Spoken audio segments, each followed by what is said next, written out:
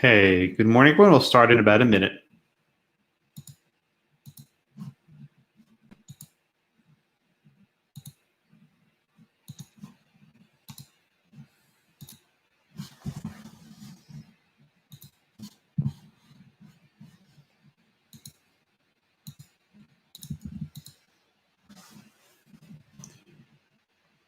Okay, I have 9 o'clock. Okay, we have just about everyone. All right, very good. Good morning, everyone. Let's do a few things to get started. First, I'll be taking attendance using iClicker. If you haven't already downloaded the app, please do. Make sure you sign in to section C1, which is your section. Okay, the attendance is now running. Okay, I see a bunch of you checked in. Okay, so the first thing I want you to do is to sign into the attendance. The second thing I'd like you to do, and this is very helpful, if you rename yourself last name, comma, first. You just click on your name in the right-hand column, you go rename, and you can rename yourself. If you do that, I can easily go down the order and recitation for alphabetical order, and it makes my life a lot simpler. Okay. All right, I see a bunch of you doing that. That's very good. Thank you so much. Okay, so we got the attendance going. We have the class recitation. I'm going to put a couple of links into the chat if you don't already have them. The first link is for your syllabus. Now, I see people are still streaming in at 9:01. Please be here on time. Don't be late. Okay, the first link I put in the chat is for the syllabus. I'm also going to put in the link for the chat, the class notes. And here are the class notes. Okay. I see, again, people are coming a little bit late. Please, please, please be here on time. I won't ask again nicely next time. All right. So let me give you a brief overview of the class. Again, we are on Zoom. In fact, everyone's on Zoom the first week of the semester, so I probably won't see you in person, but I'll do my best to make this as personable as possible. We start promptly at 9. Please don't be late. If you're late, I'll take action. If I notice people are consistently late, I'll start marking people absent. I do recitation perhaps a little bit differently than some of the other classes. I go down the list alphabetically. So I start with whoever's first on the roll alphabetically, and I go straight down. If I call on you and you're not here, that means you're absent. It's not pleasant, but it's the only way to keep the class moving fairly. And if you're absent, I will call on you first the next class. That's my way of making sure people who skip class or skip recitation get called on eventually, and that keeps things nice and fair.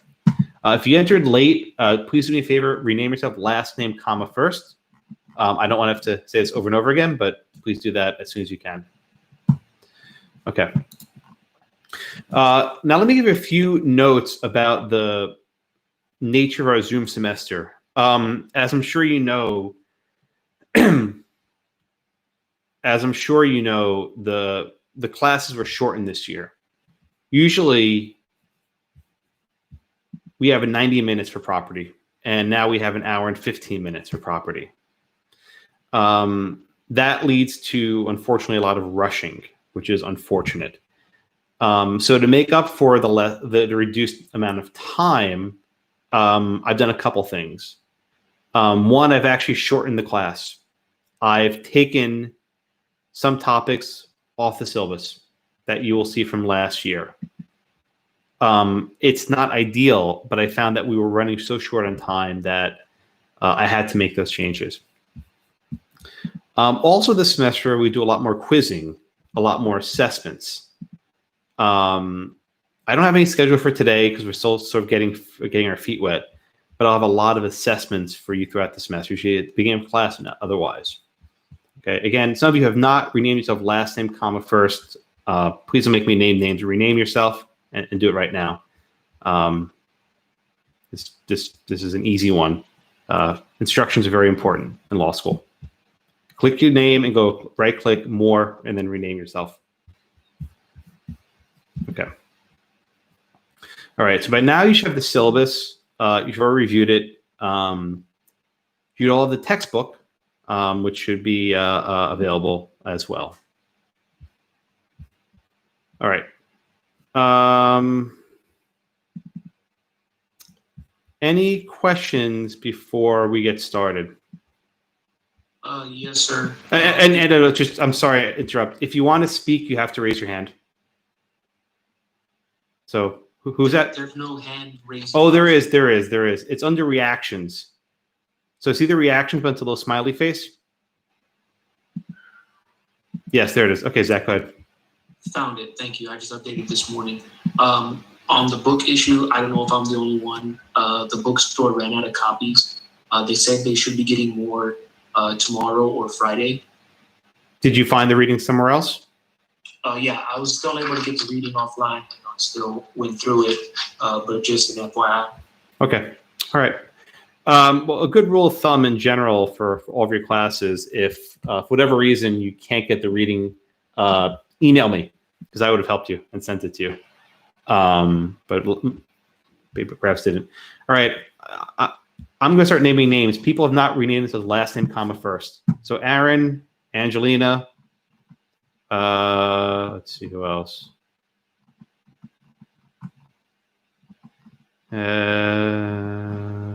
Okay, yeah, just you two. Please, last name, comma first. Rename yourselves. That makes this work for recitation.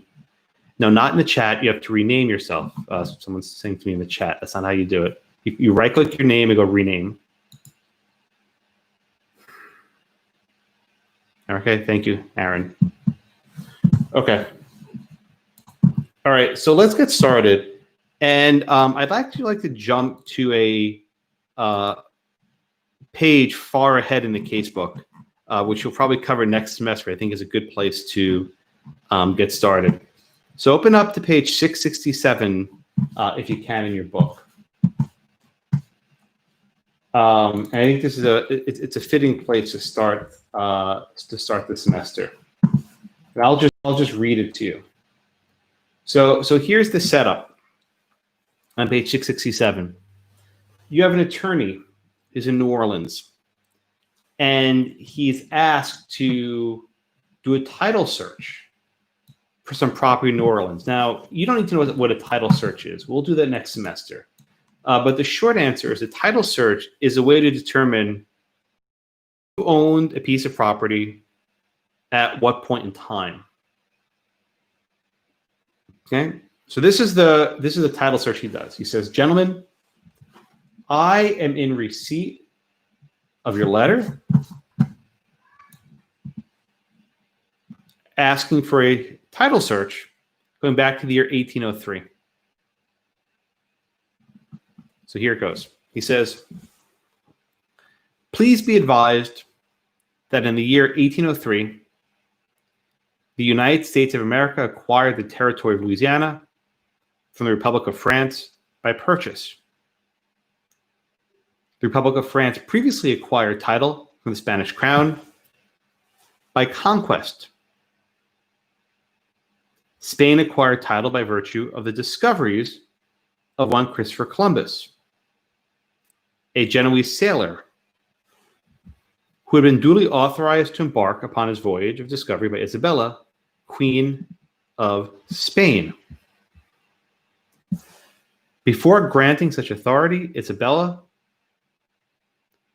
a pious and cautious woman, obtained the sanction of His Holiness, the Pope. The Pope is the vicar on earth of Jesus Christ, the only son and heir apparent of God. God made Louisiana." All right, so let's go right down the roll. Derek, are you here? Yes, I'm here. So Derek, what's missing from this chronology, from this history? The actual United States birth, I guess, is missing. Well, when did that happen? So that's 1776. Okay, all right. What, State, but what's missing even before 1776, Derek? I'm guessing when it says by the discoveries of Christopher Columbus. I guess when they discovered America. Well, it says discovery by Columbus. So it goes from Columbus to the Pope to God. What's not there in that chronology?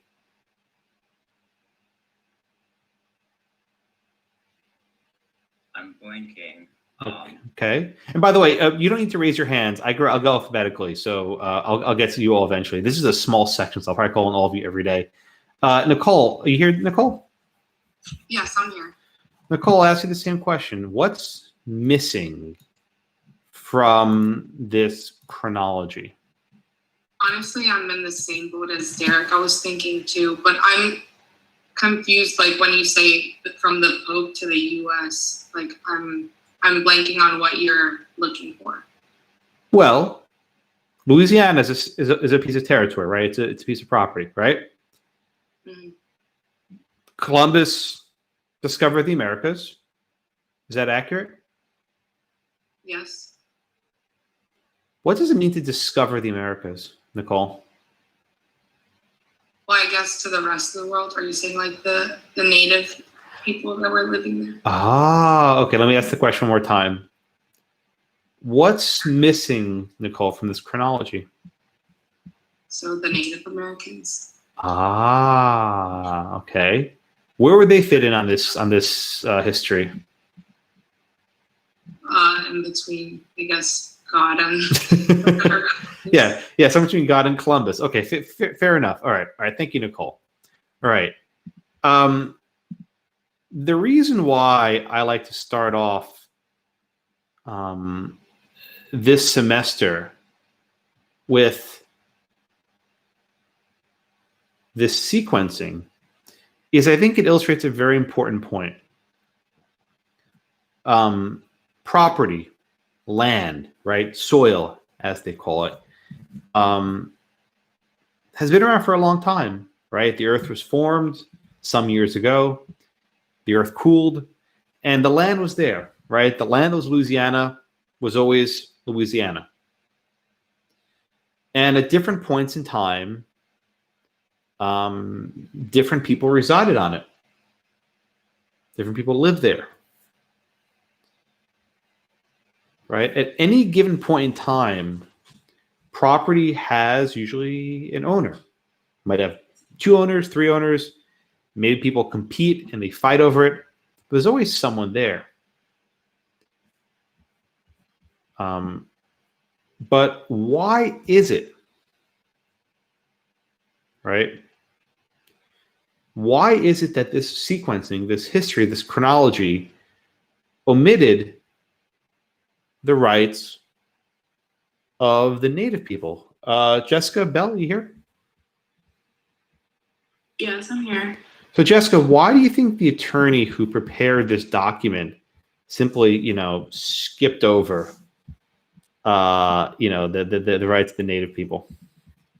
I mean, I don't know why he did, but I know in the notes that followed the case, like a lot of people did that, and they just totally disregarded the Native Americans that were here already before we discovered America, and kind of just like said they didn't have any rights to the land, and so didn't really pay attention to anything that they had established before we got here. But why? I mean, I think you described you accurately described what happened. They disregarded their claims, but why? I don't really know. I know the case kind of talks about how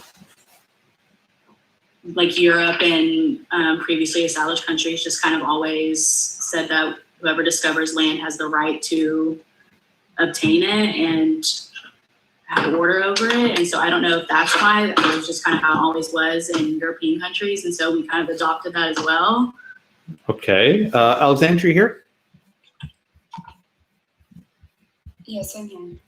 Alexandria, why do you think it became the rule that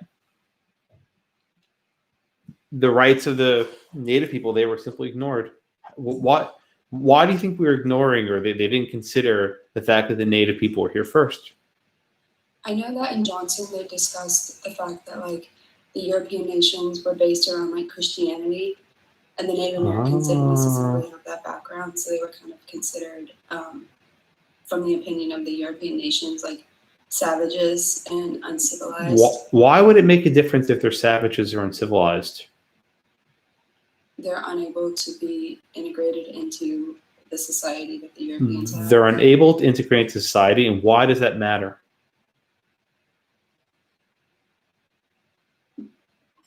Because they can't live peacefully together. Like they just wouldn't.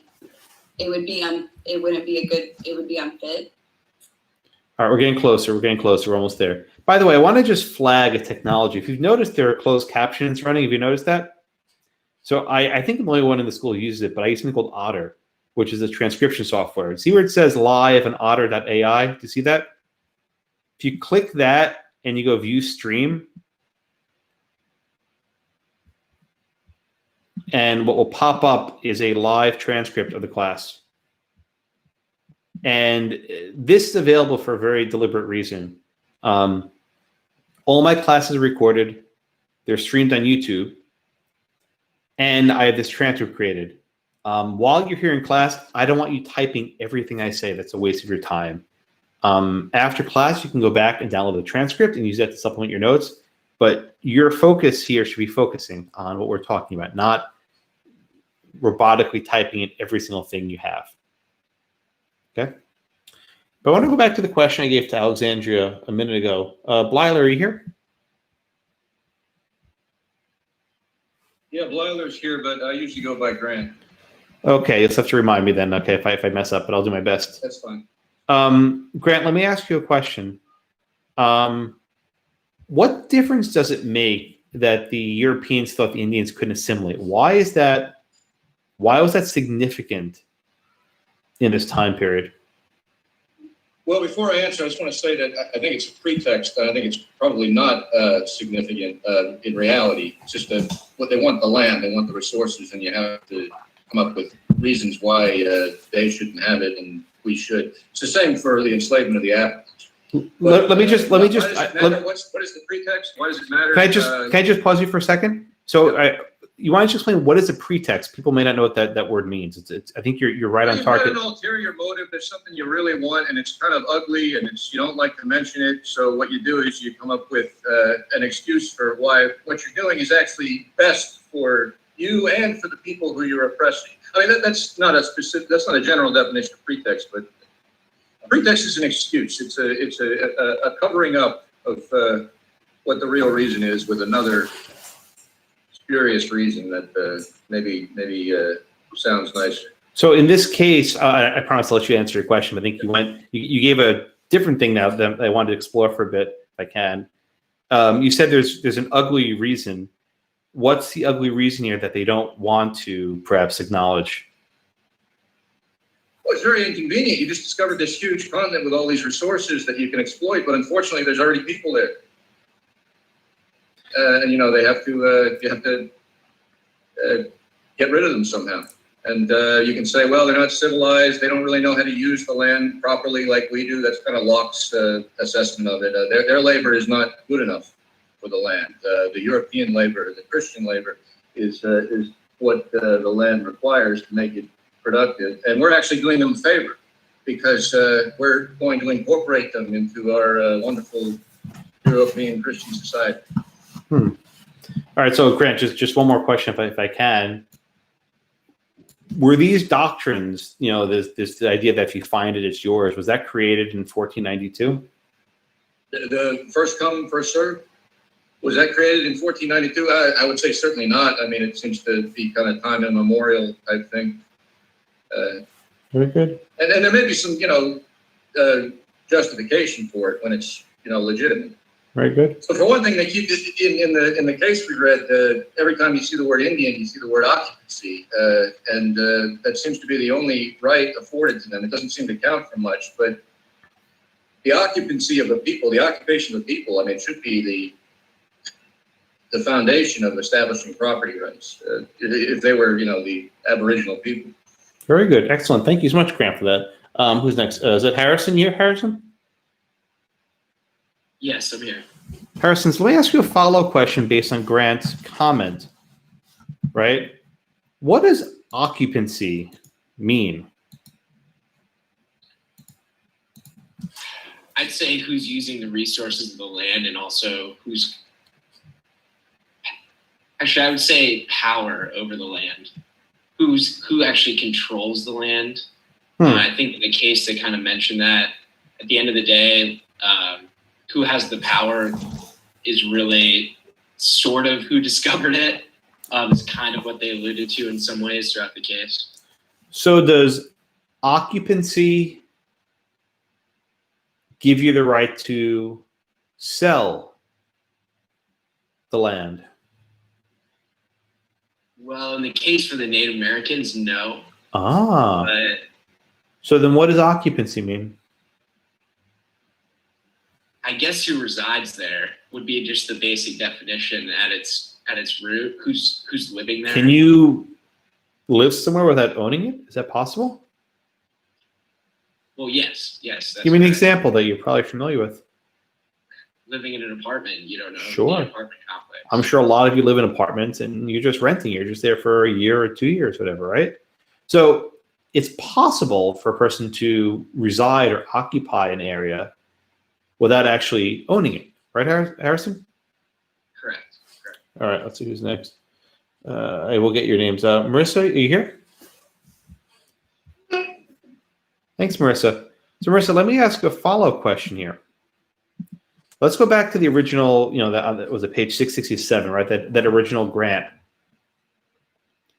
How did the United States acquire the land from France? Was it like the Louisiana Purchase? Right. Oh, exactly. But the key word is purchase, right?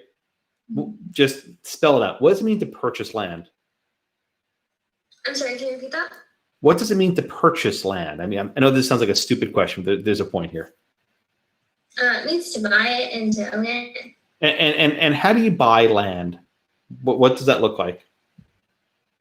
You need the title. And Oh, yeah, you're giving me really good stuff, but just simply, right? If I want to buy your house, what do I have to give you? money. Money, right? Now, you're going to accept dollars, I think you would, right? But if I am buying, land from a foreign nation, they may not accept currency. What might they want? They may want their own currency, or they might want a valid substitute. Yeah, maybe gold, right? Some, precious metals, right? So, Marissa, so it says the first one, it says the United States acquired territory from Louisiana, right? I'm sorry, they acquired the territory from France. So we learn one way of buying property is cash, gold, right? Okay, good. All right. Next is Elena, you here? Yes. Okay, Elena. So now we go to the next sentence in that chronology, right? It says the Republic of France previously acquired title from the Spanish crown by conquest. So I have two questions for you, Elena. First, what does it mean to acquire title? I think Marissa said that word a minute ago. It's a little bit early, but I want to hit that question now. What does it mean to acquire title? I guess to What is a title?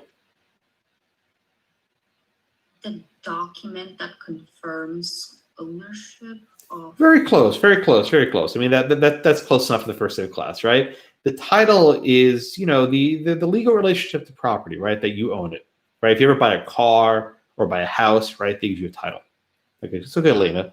My next question, though, it says, the Republic of France previously acquired title from the Spanish crown by conquest. What does this last part mean by conquest? What is that? Means they came and conquered the land that was occupied by Who's occupying at that point? Who they conquer? Spanish crown was occupying it and had the right of possession of this land, and then France came and acquired it through conquest, maybe. So you had France and you had Spain, right? Spain was already there. What did France do to Spain? Just spell it out for us. Like war or something. War, a battle, right? There was a battle between the French and the Spanish, and who won the war? Yep. No, that's a question. Who won the war? I'm sorry. Who won the war? The French or the Spanish? Oh, the French looks like it. Yeah, that's right. Okay, thanks, Elaine. I appreciate that. Right. So you had the Spanish already there, and you had a battle. Now, again, this was not about taking land from the native people, right? That's not what's going on here. You had at this juncture, the Spanish were there. They had a war with France, and France prevailed.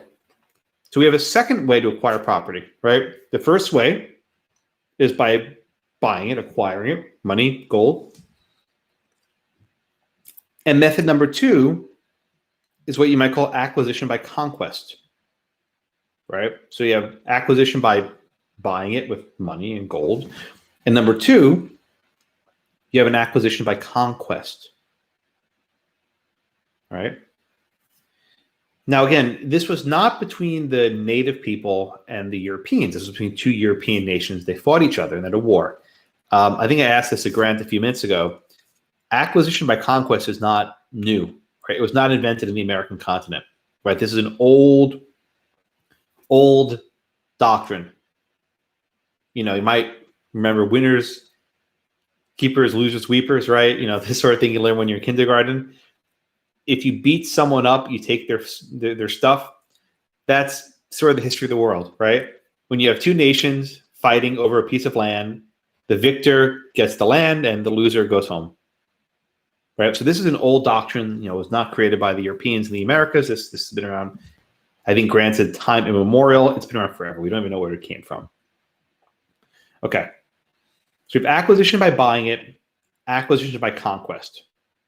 Then we have the next sentence. And this is going to be for Stephanie here. Yes, I'm here. Okay, thanks, Stephanie. So Stephanie, the next sentence, I'll read it for you. It says, Spain acquired title by virtue of the discoveries of Christopher Columbus. I'll just pause there for a minute. What's going on there? What just happened there? I just read one sentence, and it's very short, but Spain acquired title by virtue of the discoveries of Christopher Columbus. What's going on there? Acquisition by discovery. Oh, good. You got it. Okay. What is acquisition by discovery?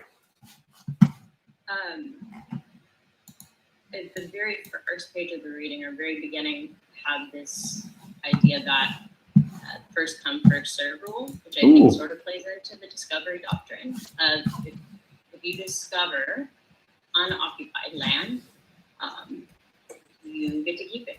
And you said something very important, right? So we have a couple doctrines, right? We have acquisition by buying it. That's the easy one. You give them money or gold, right?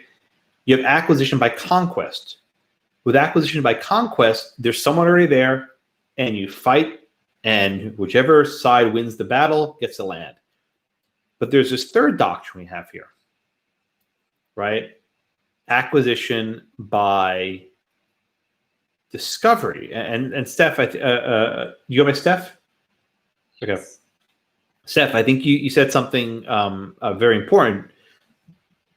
What's the difference between acquisition by conquest and acquisition by discovery? There's a very important distinction. I think you already said it, but just repeat it for us. Acquisition by conquest occurs when there are already people. Discovery would mean there are no people there. Okay. All right. Excellent. Very good. Thank you, Steph. All right. So we have this doctrine, right?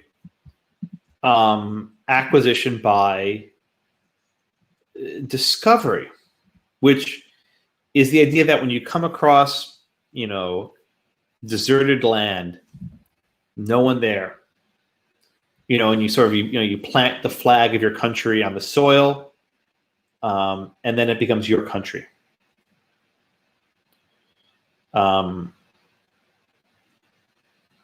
There's a problem, though, with this doctrine. I think we've already sort of broken it down. Derek, are you here? This is Derek C. I'm here. Yeah, thanks, Derek. Derek, again, what's the problem with this sort of approach to acquisition by discovery, at least in the Americas? What's the problem here? They're not acknowledging that there was already people here. Yeah. How can you discover land on which people already found, Derek? I think the way the case justifies it is that it's undeveloped land. We'll get to the Johnson case in a few minutes, but I think you're right on target, Derek. Thank you. Right. So you have this doctrine, right, where you find land that's never been discovered before, and in theory, if you're the first person there, it's yours. So you can imagine, right? You have a deserted island in the middle of the ocean, right? You have some sort of jungle, in the rainforest with some land that's never been settled by people. You can imagine there are actually places that have zero human life. We can get a little more creative. Imagine a volcano erupts in the middle of an ocean and it forms a new island. Okay, right? We can get even more creative. Students love the example. Who owns the moon, right? There's no human habitation on the moon. Who has the discovery of the moon? Neil Armstrong planted the American flag on the moon, right? Does that mean it's American soil? There's a reason why I put the flag. You ever think about that, right? Why would the astronauts who first go to the moon put a flag on there? I think recently the Chinese sent a probe to the moon. They left the Chinese flag there as well. I mean, it doesn't really mean anything, but it's just sort of this long-standing symbol that if you put your flag there, it's yours. I don't know if it actually works. But there's virtually no actual undiscovered land left on planet Earth. There might be some, but virtually every inch of soil has some sort of prior resident. But we have again this sentence: Spain acquired title by virtue of the discoveries of Christopher Columbus. Now, students usually ask, wait a minute, Josh. Oh, by the way, you can call me Josh. I don't need Professor Blackman. I'll call you your first names. You call me first name. We're all friends here. So Samantha, you here? Samantha? Yes. So Samantha, let me ask you a question, please. When Columbus, and you don't need to be a history student, you probably know the general gist. When Columbus showed up in the Americas, did the native people just say, okay, hey Chris, what's up? All right, you're a new president, right? You're a new king. We'll just go with you. Was it just sort of a peaceful transition of power? It just based on maybe what you learned in school before. No, it wasn't. No, it wasn't. Why not? I mean, history's been a while, but I would say, he just came over to the land and he wanted to take it for him, but he didn't want to give anything to the natives who had already been there, had lived there. So at some point, was there battle between the Spanish settlers and the native peoples? I would think yes. Okay, so let me ask you the follow-up question, Samantha. Was there conquest? In other words, was there acquisition by conquest as well? In other words, where is the line between acquisition by discovery and acquisition by a conquest? I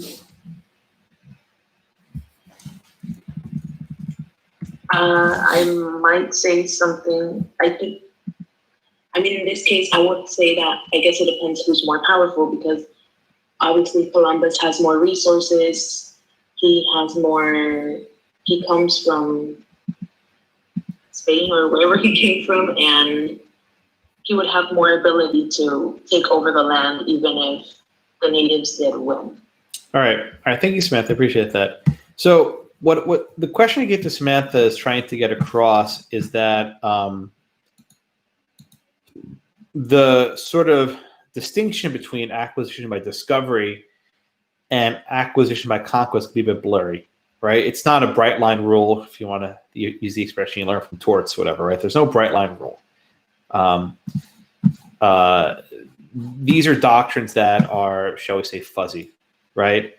And the reason why you might call them fuzzy is there's really no single understanding of when land is conquered and when land is discovered. And there's a very simple reason why people don't agree, right? It's not always clear who won a battle, side A or side B. Sometimes it's really obvious, but perhaps it's not so clear. You know, do you count bodies? And also, it may not be clear who was actually first to discover it. Very often, you have different sailors and different expeditions that maybe arrived around the same time. All right, so now let me dig. I promise we'll get to the case. I promise. This is actually a much better discussion. Let me go to John. You here, John? Yes, sir. So, John, let me ask you a question, right? The case we have today, it's a U.S. Supreme Court case, right? Yes. What statute book or what, if I ask you to show me in what statute book or what rule book the discovery doctrine exists in, where would you find it? Great question. Is there a restatement of Conquest? Is there a uniform acquisition code? I mean, I'm being somewhat facetious, but is there some basis of law that tells us we have this doctrine called discovery or conquest? Not that I know of. In the case we read, they did reference the Declaration of Independence. I don't know, somewhere in there if they said it's not in the Declaration. I'll give you that much hint. It's not the Declaration. So, John, let me ask you this question one more time. The U.S. Supreme Court's a court, right? They're judges. Judges have to follow the law, right? They can follow the Constitution. They can follow a statute. They can follow the common law, right? They can follow, whatever treaties, right? They follow law. How does a judge know what the discovery doctrine even is? Where does the judge get this from? There's no statute book. There's no rule book. You just said this a minute ago.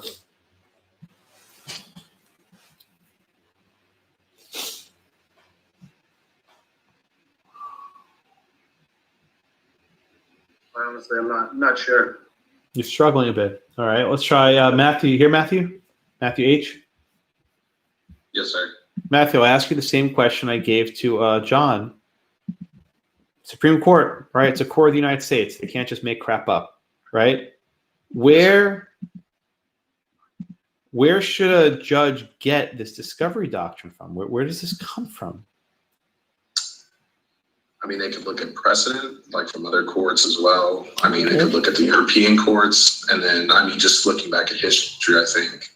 That's a good guess. That's a decent answer. Look at European courts. You read English cases all the time, and you're 1L. Let me just ask you: do you think in the European courts there's any kind of statute that defines what an acquisition by conquest is? No, there's not. And Matthew, let me ask. I'll just make the question a little bit harder if I can for a second. Generally, a country, let's say England, passes statutes governing England, right? But this discovery doctrine isn't just about England. It's about multiple countries, right? It's about England conquering France or Spain conquering England, whatever it happens to be. Are you going to have some sort of statute that two countries sort of agree to? Maybe, but I think it's kind of just a mutual understanding. Oh, okay. Now we're getting closer. Okay, this is good. What do you mean a mutual understanding? Just I want you to just develop that for me, please. Well, it talks about it in the case, but I'm going to try to put it in my own words that like one country knows that this is the other country's land and they respect that. Why? And so Why? Why would country A follow this understanding or custom for country B? Why? Fear of going to war, fear of losing land, in the European mainland versus a colony, things like that. So if a country doesn't respect the claim of another country, that may lead to war itself. Okay. I think we're getting closer. Thank you, Matthew. Simran, you here? Yes. All right. So Simran, let me ask you the same question I gave to Matthew a minute ago. Why did two different countries have this sort of mutual understanding? It's not a statute book, right? It's just a sort of understanding. But why do countries adhere to these discovery and conquest doctrines?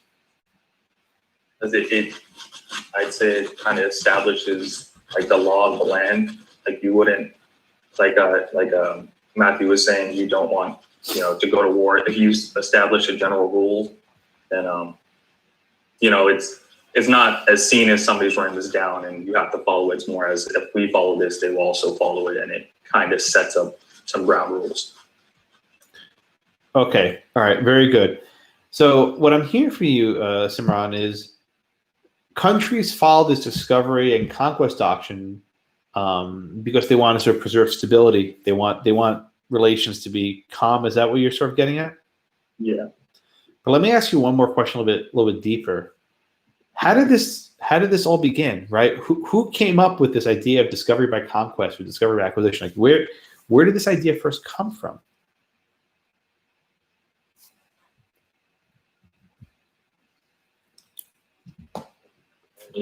I'd say there's somebody that's stronger than someone else.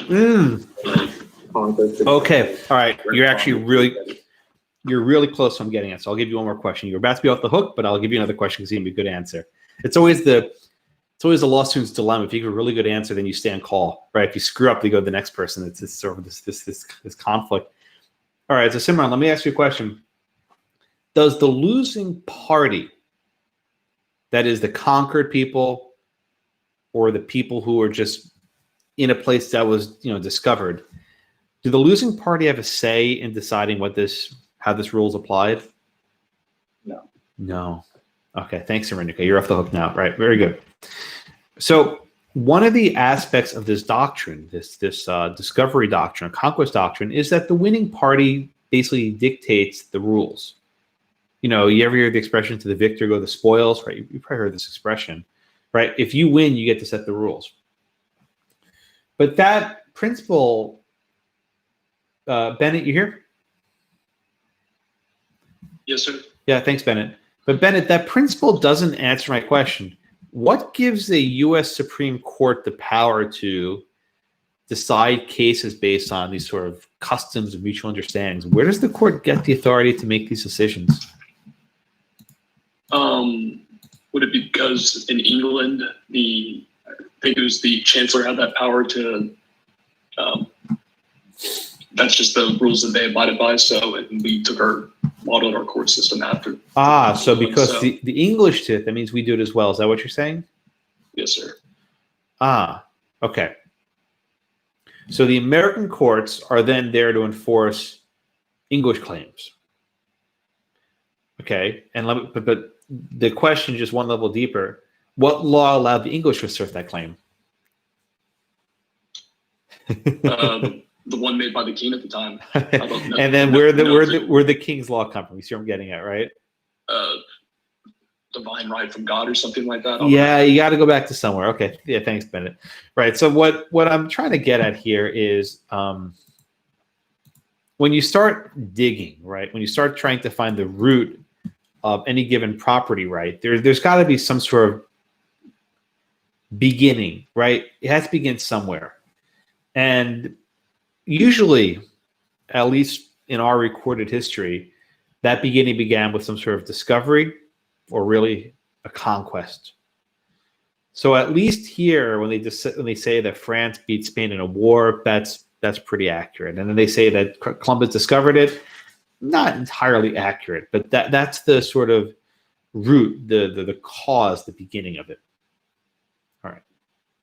So again, let me just summarize a bit if I can. I gave you this one paragraph, which I think is very, very useful. And it illustrates you have a couple different ways of acquiring property. You can buy it, you can discover it, or you can conquer it. And I want you to separate those three different types of acquisition. This is an important concept. We'll come back to it later this semester. All right. Any questions so far? You can just raise your hand. Again, if you don't know where the Zoom moved the raise hand button under the reactions feature, I couldn't tell you why.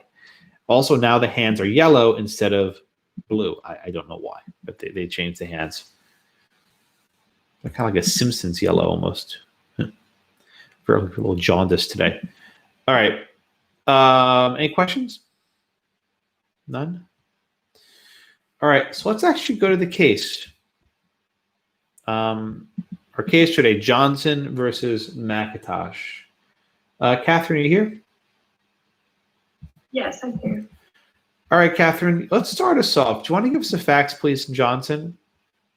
Yeah, so first there were, I guess the plaintiffs, they had pieces of land in Illinois.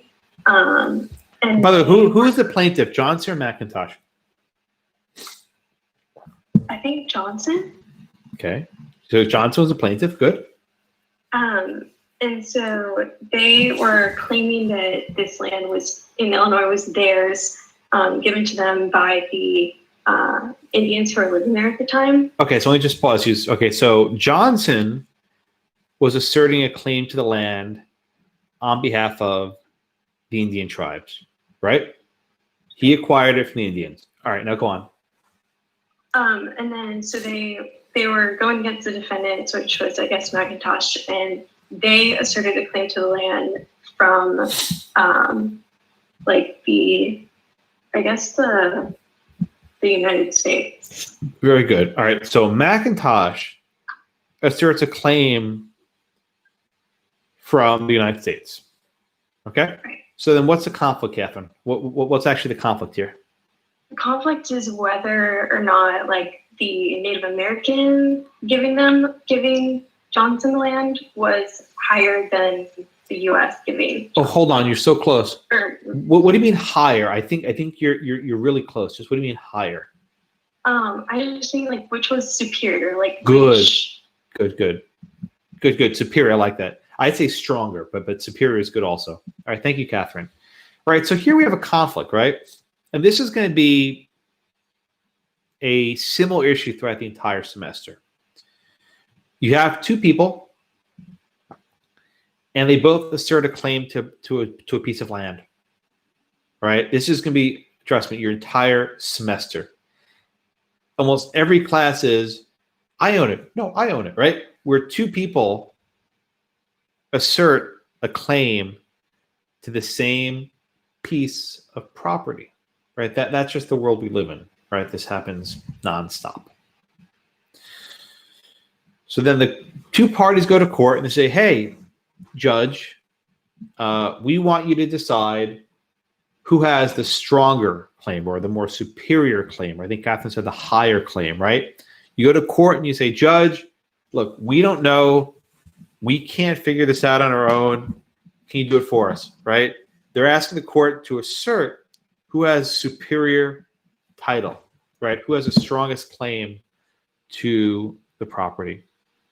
All right, everyone get the general, the general gist of the case. Let's see. Is that Oni next? Yes, I'm here. Did I pronounce your name correctly? Yes, you did. Okay, good. Thank you, Oni. So let me ask this question, right? So we go to the Supreme Court. We have Chief Justice John Marshall, very famous guy. You probably heard of him, right? How is he supposed to decide who has the superior claim, Johnson or McIntosh, right? How do you go about deciding who has a stronger claim to the property? Well, it seemed like he was relying on what history did beforehand and what European countries kind of how they laid their acquisition rules in a sense. And because for Indians, they weren't allowed to have ownership of property, then in this case, it was almost like that sale was invalid. Okay. So now we're getting there, right? So, Onya, let me ask you just a general question, right? Let's say that I sell my house to you today, and I sell my house to Catherine tomorrow, right? Let's just say I'm a crook, right? I am, right? I sell you my house today, and I sell the same house to Catherine tomorrow. Without knowing anything about property, who do you think would have the stronger claim to the land, you or Catherine? I would. Okay, why?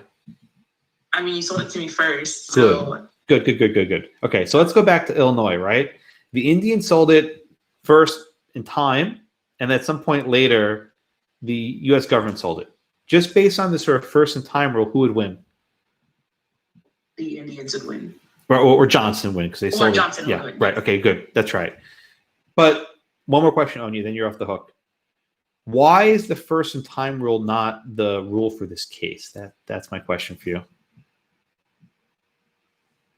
For this case, it's because the Indians were never seen as people that could own land. So technically they never had a right to sell it or give it to anyone else.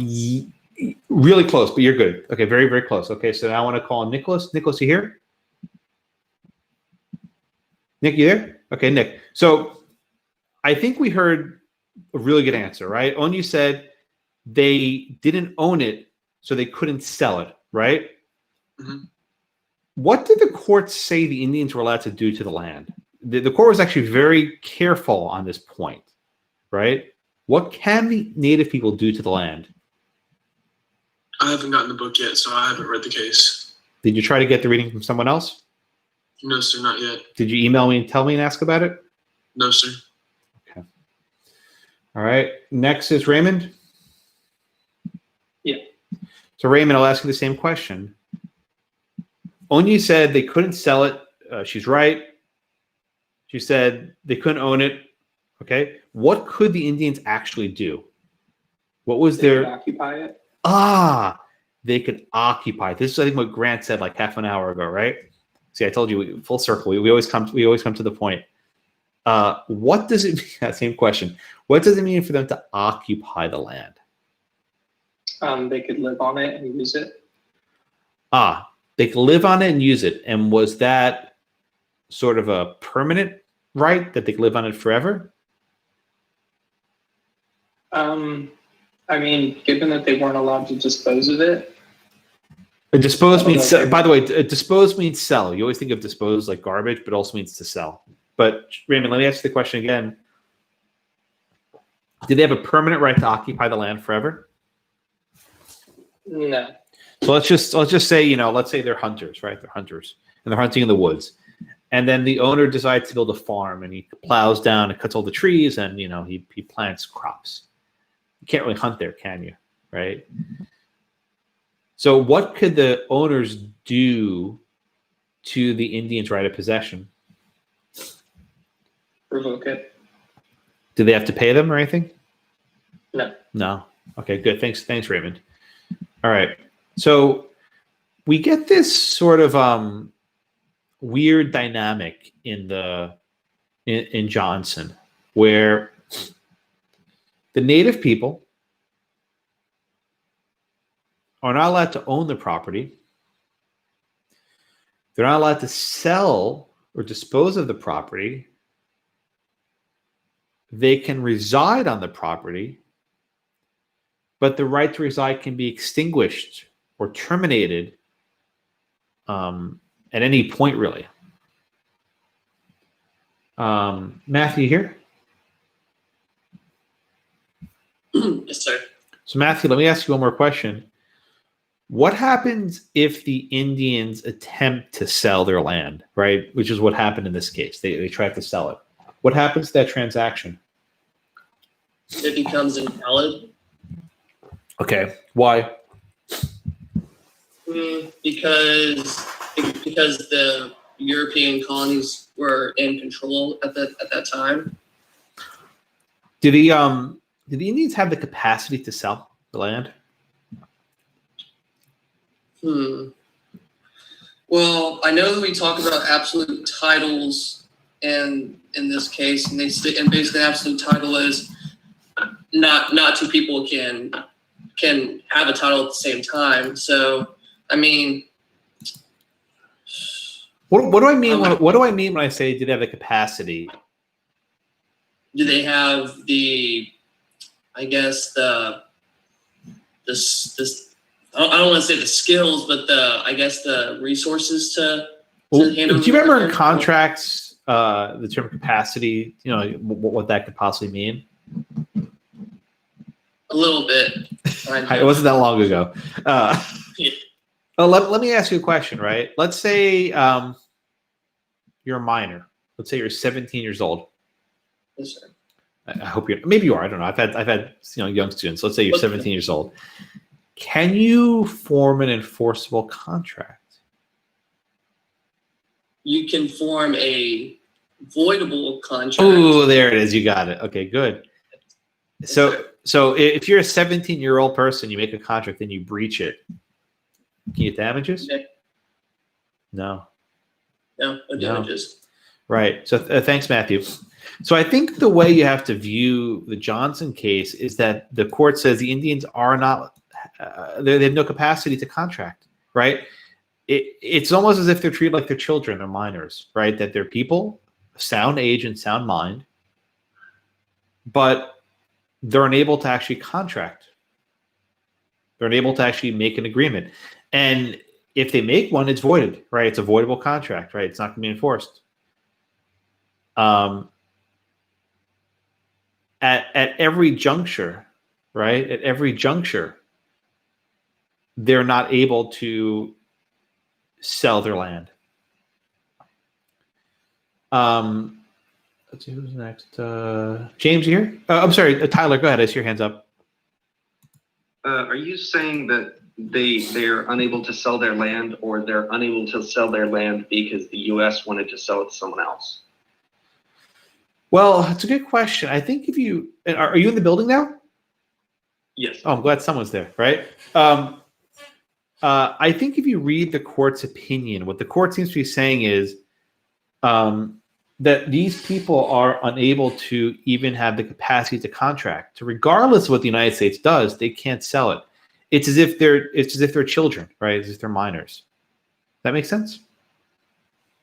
All right. Yes, thank you. Yeah, thanks, Tyler. Who was I to call on next? James, you here, James? Yes, sir, I'm here. So, James, let me ask you a question, please, if I can. What does it mean to have property that you can't sell and you can't exclude? I do have an LSU background. You can't sell the property and you can't keep people off it. What does it actually mean? You're essentially, like, let's say it's analogous to a lease. You're essentially leasing the land. You have like some claim to it. You're allowed to be there, but at the end of the day, you don't have total control or right. What was that? I hear a cat shrieking. Yeah, my cat's going crazy. That's fine. Right. So I think what the dynamic here means is that once you have this concept that people lack capacity, they're really at the mercy of the state, right? Because the state can at any point exclude them. The state can extinguish their rights, or the state could sell to a third party, in which case the Indians are kicked off. So the story of, and thank you, James. The story of the Native American people in the United States is not a pretty one. It's not a pleasant history. It's a story of a lot of sadness and a lot of death and destruction. And it's sort of,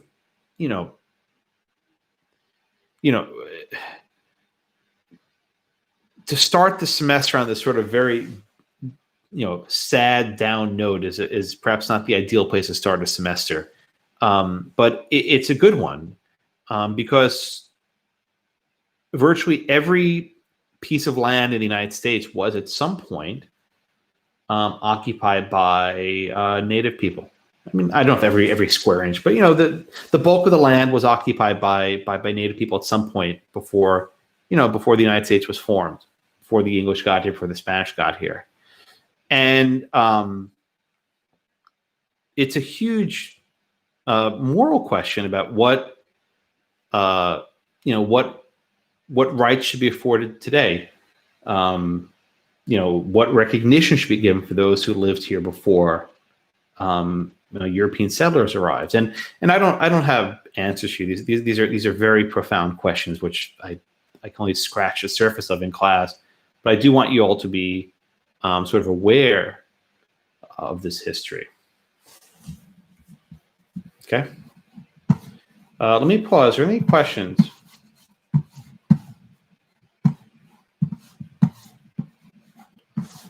All right, so let's go back to the Johnson case, right? We have these two grants of property. From one grant was, by the way, when I say grant, I mean a sale, right? Grant means sale. So you have one grant of property from the Indian tribes, one grant from the government. Okay. Natasha here? Yes, I am. Okay, thanks, Natasha. So who wins here, right? Which one prevails? The U.S. government prevails their sale. Okay, very good. I think that's right. Okay, the land from the U.S. government prevails over the land conveyed from the Indians. All right. Now, Natasha, the opinion is by Chief Justice John Marshall, who I'm sure you've heard of. He's a very, very important person in American history. He sort of explains why the Indians are given this sort of very, this very unfair treatment where they're sort of given these second-class status, right? What does Marshall say about why they're given this sort of second-class status? How does he justify this treatment? He talks about how their behavior kind of makes it impossible for it to be any other way. It goes back to kind of the Western view that they were savage and uncivilized. And it says in character and habits of the people whose rights have been wrested from them. So, we, as the U.S. has this very, in high regard of rights of property and freedom and all of that, but they can't give it to people who are already here because that would take away from their right to have the property. So he kind of points to, rights of property are important, but in this case, they don't behave in a way that makes it. Behave. Okay, that's what I'm going for. What specific behavior about the Native people did Marshall think was sort of inconsistent with property? What specific attributes of their behavior? Well, Native Americans didn't think of land ownership the same way that we do. They thought that they are part of the land. They don't like to leave a mark on it. They like to live within it as a part of nature rather than conquering it. Okay, very good. Okay, thank you, Natasha. Okay, I think that's what I was looking for. So you have to imagine from the perspective of the court is, look, if the Europeans conquered a people, the people could assimilate into this new nation and they could become part of the country, right? But the natives don't assimilate, right? They are these savages, to use the word of the opinion, right? They have their own beliefs and their own rituals, and they're simply unable to fit into our culture. All right. So the court then finds in favor of the land given by the Indians. The court also adopts this sort of discovery doctrine, and the court adopts this a conquest doctrine, right? They sort of adopt both of them. Okay.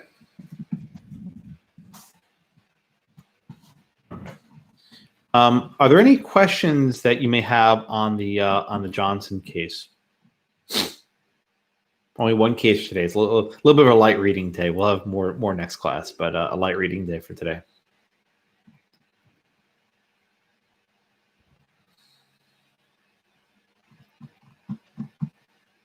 No questions? Okay. Maybe it was perfectly clear. All right, let's talk a little about the notes after the case. Students will say, Josh, do I have to read the notes? Yes, you have to read the notes. I know you don't like reading them, but there's some important material there that's useful. Someone mentioned Locke earlier. Might have been Grant, might have been someone else. But there are a lot of names you have to sort of know. In European history, there were a number of philosophers, writers, thinkers, right? People who wrote about property. And they developed different types of theories of how to acquire property. And I'm going to give just a brief sketch now. We'll go into more depth on these next class. One theory of property might be called first in time. Right? First in time. This is the idea that if you get there first, it's yours. This is the basis of the discovery doctrine. Right? If you're the first person to find a piece of property, it's yours. Okay? The first in time doctrine's very easy to apply, right? You're the first one there, you plant your flag, it's yours. There's another doctrine that I think Grant mentioned a few minutes ago called labor theory, right? The labor theory. The labor theory is a little bit different. The labor theory doesn't give ownership to the person who gets somewhere first. It gives ownership to the person who puts the most work into it. So let's say that, you may not be the first person to arrive on a farm, but you spent years fixing it up and improving upon it and, working the soil. You may own the farm. Now, there's no jurisdiction today that says we only follow the first in time, we only follow the labor theory. That doesn't work like that. I think what you're going to find in this class is that different courts sort of mix and match these two theories, right? They sort of use them to different degrees. So you're going to have, throughout the semester, both first in time and also the labor theory sort of infect a lot of the cases we read. Okay.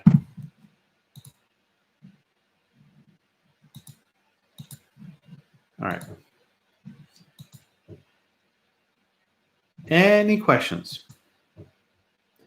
All right. I usually like to finish class. Oh, sorry, Bennett, go ahead. Is the occupancy theory synonymous with the first-in-time theory? Yes. Yeah. So one thing that drives students nuts about this class is there are often many names for the same thing. Okay. So you can call it first in time. You can call it occupancy. You'll see the reading for next week, the rule of capture, right? There are often many ways to describe the same thing. Okay. Awesome. Thank you. My pleasure. Are you in school now or no? I can't tell from the background. Yeah, I'm in the library. Okay, good. I never know who's actually in the building. I'm glad some of you guys are actually there. Other questions? All right. I always like to wrap up class with a little bit of a review. So I think it helps to sort of tie everything together. We start from very simple principles today. First, we have the idea of acquiring property through buying it, which is really the simplest approach. Both parties consent. Party A sells to party B. Party on, right? There's no dispute, right? They agree. It's a mutual understanding.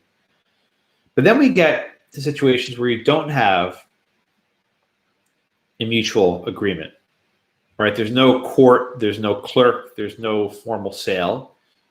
You can either have a conquest where party A and party B battle to the death, and then the winner gets the property. Who knows who actually the winner is? And you have party B. I'm sorry, you have the discovery by conquest doctrine, where party A and party B fight to the death. I'm sorry, I screwed up. You have the discovery doctrine where you have to actually discover it and be the first to find it. And then you have the conquest doctrine where you have an actual battle to decide who wins. I think I said the same thing twice. I apologize. Right? And lurking in the background, we have these sort of theories, which you might call first in time. You have the other theory called labor theory. What makes this class perhaps different than your other classes is we don't have a UCC. There is a property restatement, but no one uses it. Everything we study in this class is going to be sort of common law-ish, where there's precedent, there's cases, but there's not a fixed code. So we're not going to have many 4-factor tests in this class, right? We're not going to have, the elements that you have to memorize by heart. It's a different class than you're used to, but I think it's one you're going to enjoy. All right. Questions?